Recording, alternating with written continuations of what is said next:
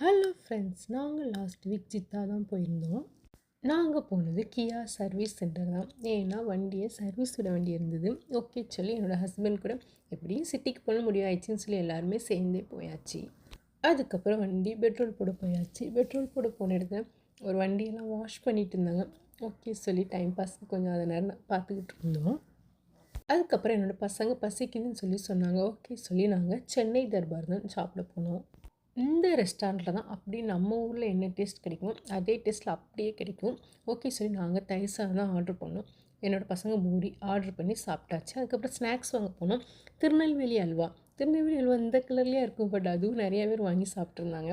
நாங்கள் எங்களுக்கு தேவையான ஸ்நாக்ஸ் எல்லாம் வாங்கிட்டு அப்படியே அங்கேருந்து கிளம்பியாச்சு.